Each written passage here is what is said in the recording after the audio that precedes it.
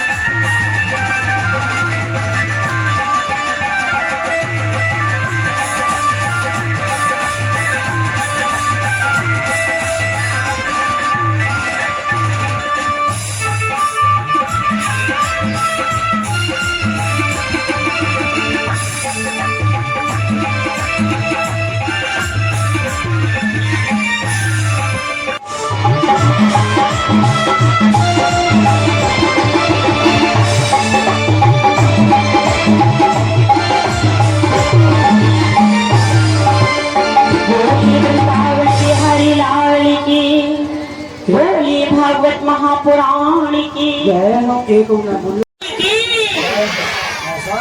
उधर बा मोहल्ला से बिल्कुल आवाज नहीं है। शेर है वो, जिस सवाल शेर है जा वक्त दहाड़ में ना वो शेर सब लोगों ने भग जाएंगे यहाँ से। रोटी ना मिले तो पता चलिए कौन रोटी ना मिले, रोटी तो हमारी भाभी देती है।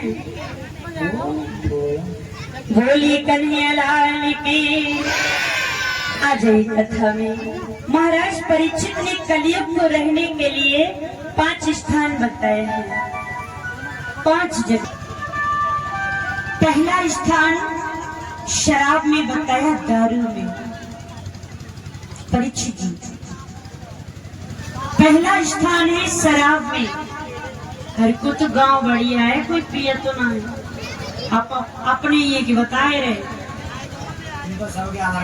परीक्षित जी, तब देखी कैसे स्वाद होता है। नेता तो देखी हुई है। वहाँ कलयुग का वास होता है। 5वां सोने में। सोने में जगह मिली महाराज परीक्षित ने कलयुग को दी।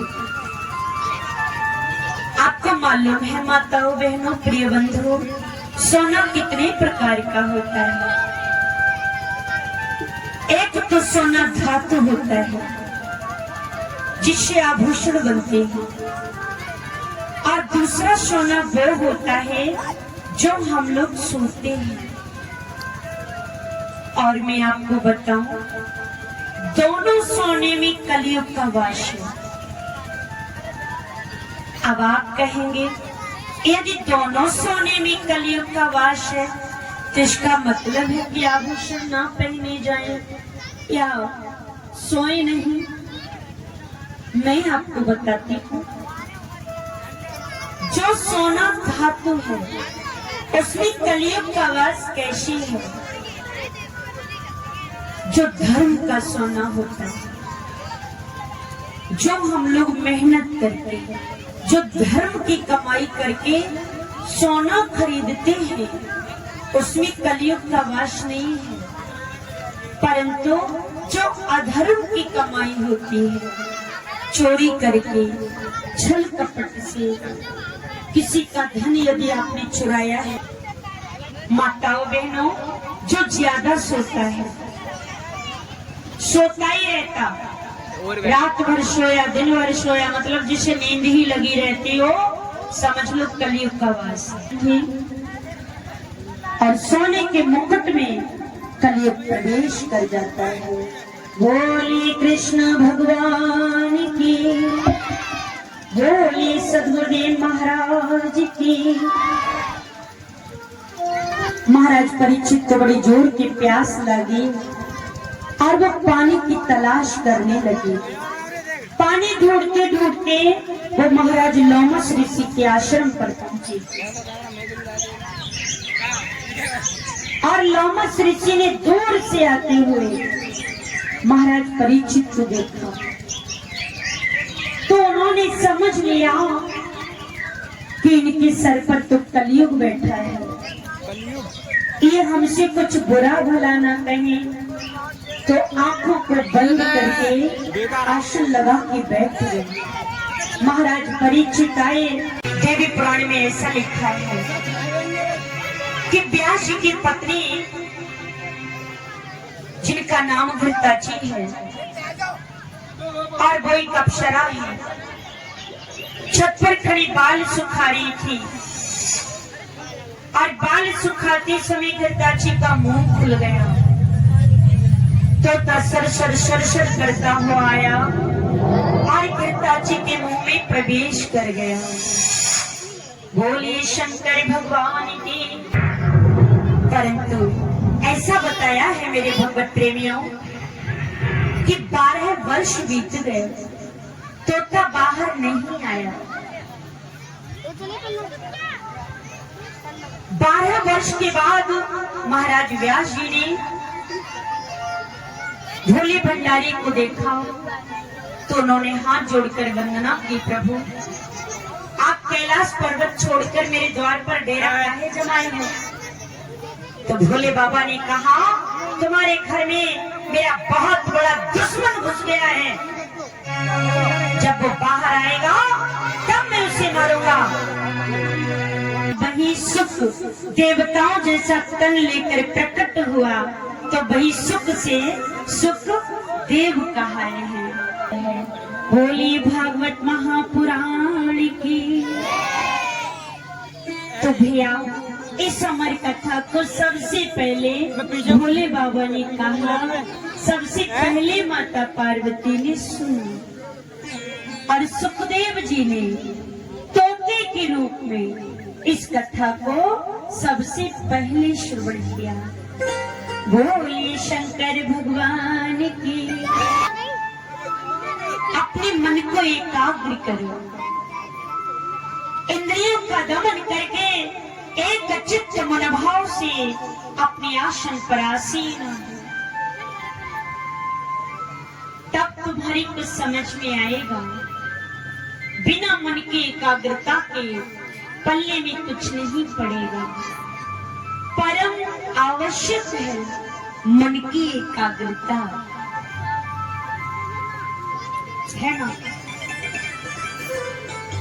परंतु महाराज परीक्षित बड़े व्याकुल हैं, क्योंकि उनको श्राप लगा है। 7वें दिन तक्षक डसेगा।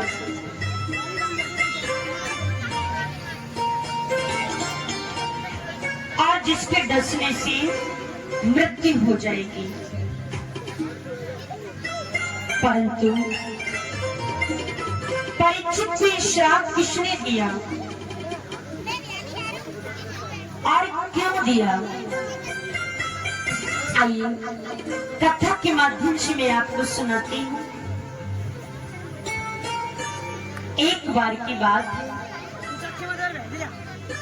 महाराज परीक्षित घोड़े पर सवार होकर चले। एक दाहधन रोध में विचरन मृगयावनि, मृगानुगतः श्रान्तः क्षुदितिरिषितो भृशम्। एक बार धन रोध में हाथ में धनुष बाण लेकर के मृगया बने, वो वन में विचरने के लिए चले और ये देखने के लिए चले कि जंगल में कोई भी पशु पक्षी परेशान तो नहीं है। पहले के जो राजा महाराजा हुआ करते थे, उनका एक कर्तव्य होता था कि अपनी प्रजा में भ्रमण करके देखा करते थे कि कोई भी प्राणी। और उन्होंने क्या देखा? पीछे से ऐसी आवाज आई खटपट की, मानो उनके पीछे कोई दौड़ता हुआ आ रहा हो।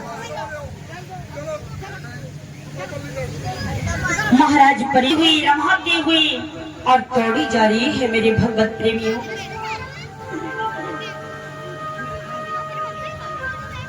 गाय के पीछे एक बैल है। आज इस बैल की 3 टांगे नाकाम हैं और वो एक टांग से भाग रहा है। आपको मालूम है ये गाय और बैल कौन है? मेरे भगवत प्रेमियों, जब इस पृथ्वी पर कलयुग का आगमन हुआ तो मैया पृथ्वी घबरा गई। पृथ्वी थर थर कांप गई।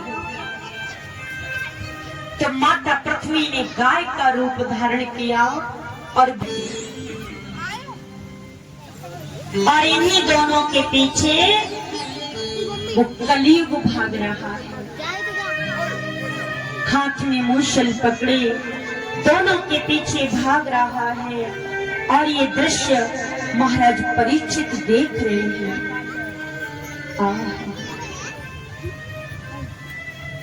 बैल की हालत वो है उस बैल की 3 टांगे नाकाम हैं और वो एक टांग से भाग रहा है।